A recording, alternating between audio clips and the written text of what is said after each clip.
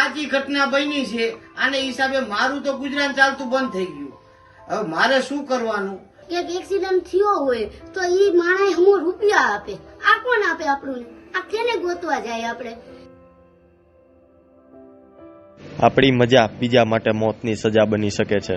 હા, આ ઉત્તરાયણના તહેવાર પર મહેરબાની કરીને ચાઇનીઝ દોરીનો ઉપયોગ ન કરવો. આ શબ્દો છે એ પીડિત પરિવારના કે જેઓ આ ચાઇનીઝ દોરીનો ભોગ બન્યા છે. આ ચાઇનીઝ દોરીની આપણે મજા તો તેના માટે સજા સાબિત થઈ છે. રાજકોટનું એક પરિવાર આજે આ ચાઇનીઝ દોરીનો ભોગ બન્યા છે. પરિવારના જે મોભી હતા એ એવું કહી શકાય કે કમાવનાર વ્યક્તિ હતા, તેના જ ગળામાં ભાગે ઈજા થઈ છે. આ ઘટનાને લઈને જે સ્થિતિ આ પરિવારમાં ઊભી થઈ છે તે તો આ પરિવાર જ જાણે છે. હું મારા માધ્યમથી એક જ વાત કહેવા માંગુ છું કે મારા ઘરમાં જે આ કમાવનાર જે વ્યક્તિ હતો, જેના હિસાબે આ ઘટના બની છે, કે આ મારા ઘરનું અત્યારે ગુજરાન મારે કઈ રીતના હકાવવું એ હું પોતે જાણું છું અને અમારું ઘર જાણે છે. આ દોરીને હિસાબે જે ઘટના બની છે, મારા માધ્યમથી હું માણસને ખાલી એટલું જ જાણ કરીશ લોકોને કે આ જે ઘટના બની છે આને હિસાબે મારું તો ગુજરાન ચાલતું બંધ થઈ ગયું. હવે મારે શું કરવાનું? મારે આ જોયા પ્રમાણે હું એટલું કહી શકું કે હું અત્યારે બીજી મજૂરી કરવા જઈ શકું, પણ આ વ્યક્તિનું શું કરવાનું મારે? એટલા માટે ખાલી એટલું કહું છું કે પોતાની મજા માટે માણસે બીજાને સજા દેવાની જરૂર નથી. આજ મારી યાર ઘટના બની, કાલે ગમે બીજા વ્યક્તિ યાર ઘટના બની જાય છે.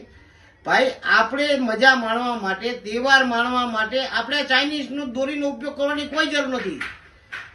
માણસ જો પોતાની મજા કરવા માંગતો હોય તો બીજા ઘણા દરેક કાંઈક એવા અવસર આવે છે કે જેને હિસાબે માણસ પોતે ખુશ થાય, બીજાને ખુશ કરી શકે. પણ આ ચાઇનીઝ દોરીને હિસાબે અબોલ જીવ જાય છે, માણસને તકલીફ પડે છે.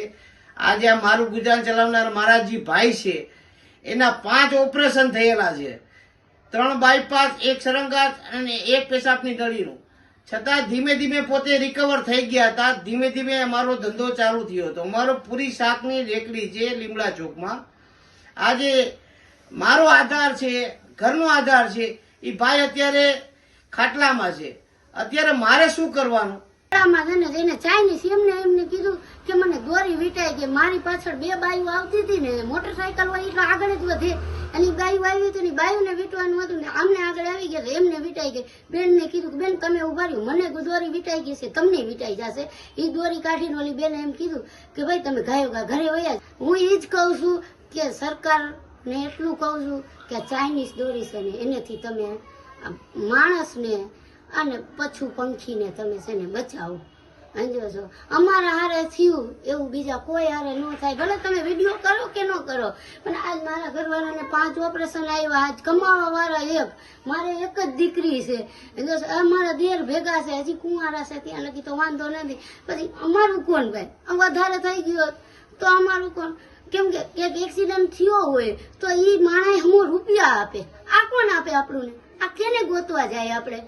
કોને કહીએ આપણે કે ભાઈ તારું? ઓલાને એમ કહે કે ભાઈ તારી દોરીયાને ફસાઈ ગઈ, તો એ એમ કે માસી મારી નથી, ઓલો છોકરો ભાગી ગયો, ઓલો આમ ભાગી. આપણે કેના ઉપર કેસ કરી શકીએ? આપણે કોઈ ઉપર કેસ કરાય નહીં.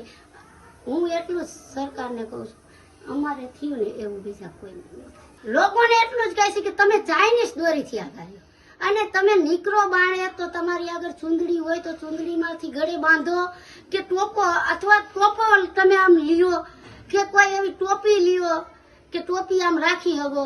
કેમ કે આપણું ઘરનું જેનું થતું હોય ને એને ખબર હોય કે આ વ્યક્તિને શું થયું છે. સમજો છો? અમારે થયું ને એટલે તમને એમ કહી છે કે તમે તમારી સાવચેતી રાખો. તમારા છોકરાઓને લઈ જાઓ ભેગા, તો એને તમે ટોપો ઓઢાડો, કે તમે બાયણે નીકળો, મોટરસાયકલ લઈને નીકળો તો તમે તમારું મોઢું ઢાંકીને હાલો.